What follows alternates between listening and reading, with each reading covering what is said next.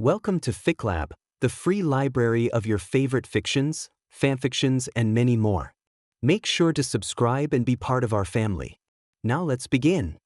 Sure, sir, the clerk said, his voice still remaining monotone. I looked behind him. A bin filled with umbrellas was right there. An umbrella too? The man reached over, grabbing a black umbrella and handing it to me. The handle was curved. Perfect. I grabbed the umbrella and left the shop, chuckling. Your greed is astonishing. Potential greed route is attainable. Hey, it's not greedy, I'm just trying to look nice for this jade woman, I said, grabbing the interface. What even are you anyway?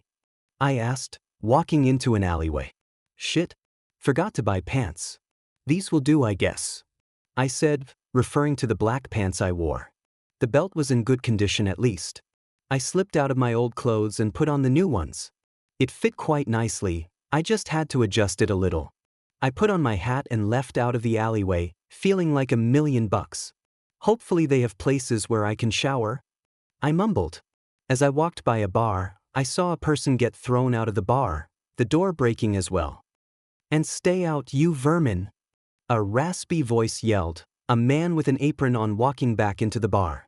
I looked down at the individual, the display appearing in front of my eyes.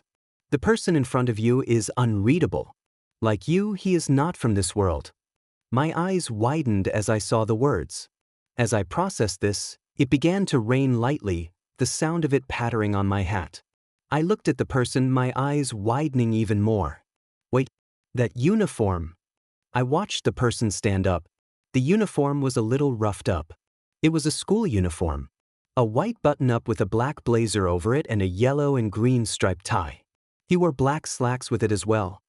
You kid, I called out, the person immediately drawing a dagger on me. A dagger? Was that a dagger? That's a whole broken sword. That face. Those eyes. Kaido! I called out, Kaido lowering his weapon slightly. How do you know my name? He asked, his breathing heavy. Now that I thought about it, I could hear very well. Much better than I could on Earth. It's me.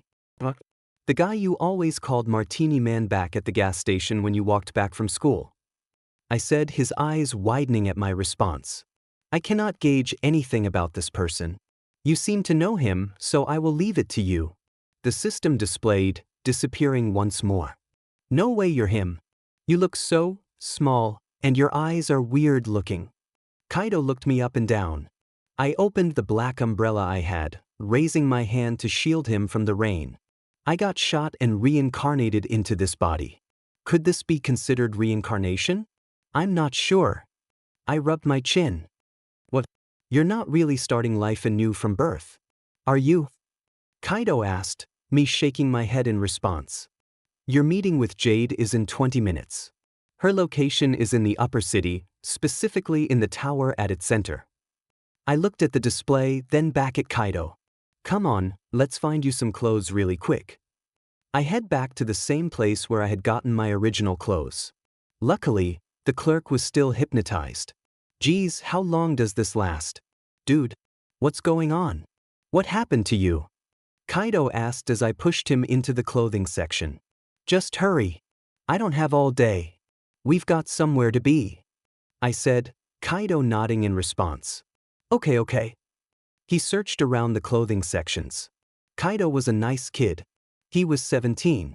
Pretty tall, standing at 6 feet 4 inches, short black hair, fair skin, brown eyes. He wasn't anyone or anything special. Then how did he end up here? Why can't this system get a read on him? Maybe he has an ability to. Scanning what I can, all I could gather is his name and his system of power. His name is Kaido Tamika. A native to Japan like you. His system of power is magic. As opposed to you, whose system of power is routes. Wait, I went a destined route? How did I ever get a choice route earlier? You're lucky. Not many people have 2 routes, as the people that have 2 are less than 0.5%. However, now that you have the route of choices, major choices will grant you an ability or 2 depending on that choice. Huh, interesting, I said, watching Kaido come back with a black button-up. The top button was unbuttoned, and he wore black jeans. He also had on some jewelry too. A few rings, a chain on his pants, and stylish shoes. "You sure you've got the money for all this?" Kaido asked, a bit of sweat forming as he looked at the clerk. "Oh, yeah, don't worry," he said, "it's on the house. Come on." I signaled him to follow me. There was a bit of hesitation in his movement, but he eventually gave in. "Do you know anything about this world, Mark?" he asked. "Call me Star. That's the name of this body. I'll at least honor it by using the name," I said, having the umbrella over the both of us. The rain seemed to pour down. "Oof," I mumbled, Kaido grabbing the umbrella for me. "Oh, thanks," I said, as we began to ascend a steep hill. I then noticed something. At the end of the steep hill, there was a drop. There were large wires carrying cable cars up and down, likely separating the rich from the middle class and poor. "Whoa," Kaido said, pointing down. As I looked down, there were large concrete walls mixed in with bronze and steel encircling the place. This entire area seemed to be a city in and of itself. I've got to find more information. As a cable car came down, Kaido and I stepped inside, watching the door close and take us up. We took a seat across from each other, looking at each other with an awkward look. "So, what are you exactly?" Kaido asked me. "Oh, I'm a vampire," I said, Kaido raising a brow. "Aren't you supposed to be, like, disintegrating right now?" he asked, shaking my head in response. "I'm assuming direct contact with the sun would, yes, but I don't think it'd go through clothing nor shade," I said, the cable car reaching the top. We stepped out, our eyes widening at the sheer opulence of the place. Extravagant houses, fountains, things you'd normally see in reality TV shows. "This is insane," Kaido said, placing his hands on his head. I looked up at him. "Let's go. Our destination is that tower," I said, pointing to a massive tower that loomed in the center of the city. It had a massive clock in its center, with stained glass surrounding it. The stained glass has lines going through them, almost like a pie. Time was off. I couldn't make out that language, but they looked similar enough to Roman numerals. 1432? They went by military time? I began to walk forward, Kaido following closely behind. As I got closer to the clock, I realized something. There were 18 numbers instead of the usual 12 like on Earth. "Days here are longer," I said, Kaido catching on quickly. "Yeah, 18. Assuming that means in a day, then that means days here are 36 hours," he said, my eyes widening. "I'm a vampire. This is horrible," I whined. "Calm down. You still have 18 hours of darkness," he said, reaching the gate of the tower. There were 2 guards, both fitted out with navy blue coats with gold buttons on them and hats bearing an unknown crest.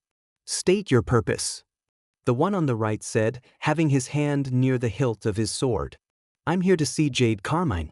Hope that isn't an issue," I said, the guards looking at each other and then at Kaido. "Is he with you?" the one on the left asked. I nodded my head, tipping my hat. "Of course, my good sir." The 2 guards nodded. 12th floor to the left, 4th door," the left one said as they both began to push open the giant brass doors. As we walked in, the smell of colognes and perfumes hit us like a truck, though we weren't complaining.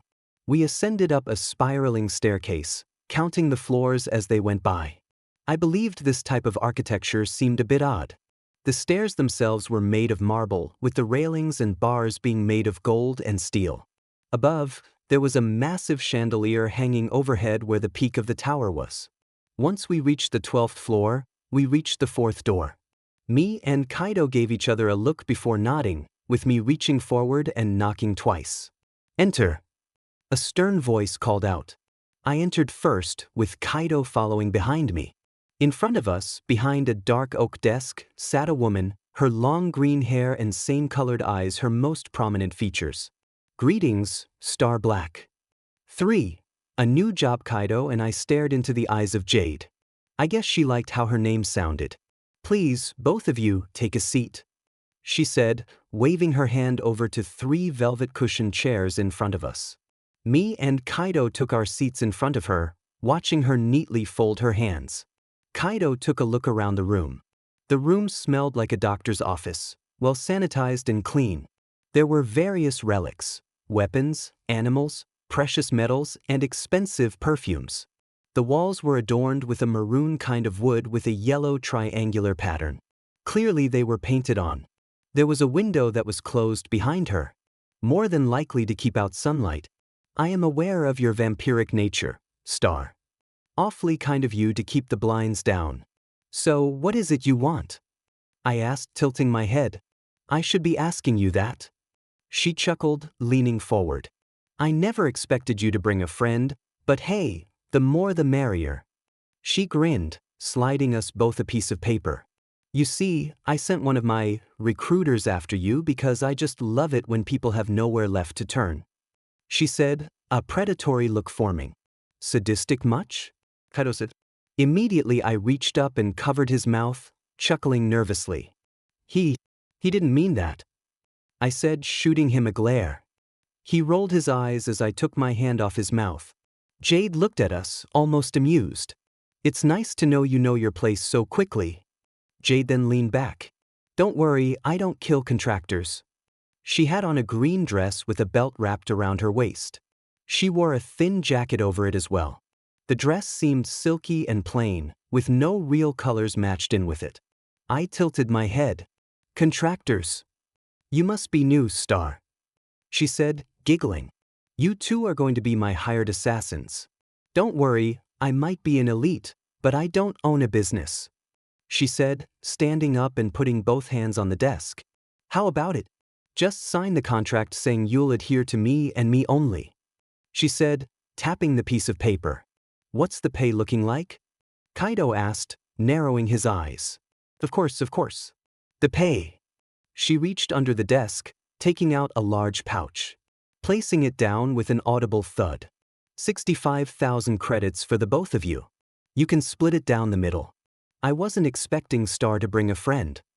She said, a small smile forming on her face. We looked at each other. I grabbed a pen and signed my name as Star Noir, while Kaido signed his name,